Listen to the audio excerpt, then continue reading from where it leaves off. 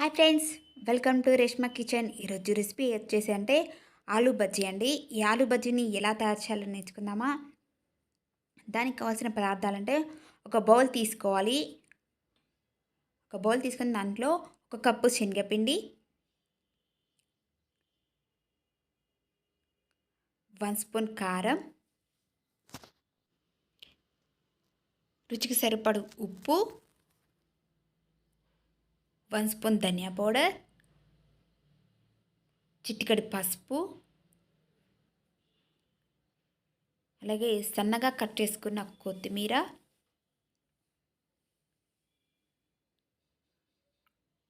వేసుకొని అంతా ఒకసారి కలుపుకోవాలండి. ఈ కారం, ఉప్పు, ధనియాల పొడి అంతా పిండికి పట్టేలా కలుపుకోవాలి. ఇలా కలుపుకున్న తర్వాత ఇందులోకి కొద్దిగా వాటర్ పోస్తూ పిండిని అయితే కలుపుకోవాలి. బాగా పల్చగా అయితే కలుపుకోకూడదండి. పల్చగా కలుపుకున్నట్లయితే మనకి బజ్జీ వేయడం అయితే రాదు. ఇలా చూసారు కదా, పిండిని ఈ విధంగా కలుపుకొని ఇందులోకి చిటికెడు వంట సోడా వేసుకోవాలి.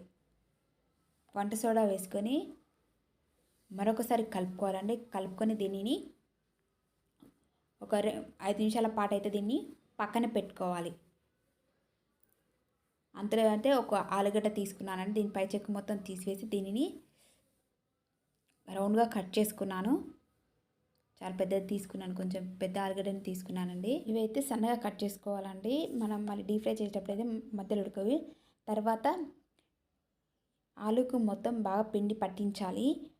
ఇలా పట్టించుకున్న తర్వాత నీట్గా వేడి చేసుకున్న ఆయిల్లో వేసుకోవాలండి. ఇలా వేసుకొని అప్పుడే ఇంకో వైపుకి అయితే వేయద్దు. కొద్దిసేపు ఆగి 2 నిమిషాలు ఆగి తర్వాతనే మరి ఒక వైపుకి అయితే వేసుకోవాలండి. మీకు కడాయిలో ఎన్ని పడితే అన్ని వేసుకోవచ్చండి. నాకు ఎక్కడ 3 పడ్డాయి, కొంచెం పెద్దవి కదా ఆలుగడ్డలు, అందుకోసమే. 1 నిమిషం తర్వాత వీటిని ఇంకో వైపుకి తీసుకొని ఫ్రై చేసుకోవాలండి. బ్రౌన్ కలర్ వచ్చే వరకు. ఇలా బ్రౌన్ కలర్ వచ్చిన తర్వాత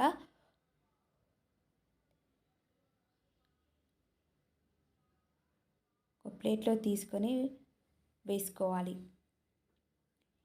ఇలా వేసుకున్నట్లయితే నాకైతే ఆలూ బజ్జీ అనేది తయారవుతుంది ఫ్రెండ్స్. ఆలూ బజ్జీ ఎలా తయారు చేయాలో చూసారు కదా, మీరు కూడా ట్రై చేయండి ఫ్రెండ్స్. మీకు నచ్చినట్లయితే లైక్ చేయండి ఫ్రెండ్స్, షేర్ చేయండి, ఛానల్ సబ్స్క్రైబ్ చేయండి. Thank you for watching.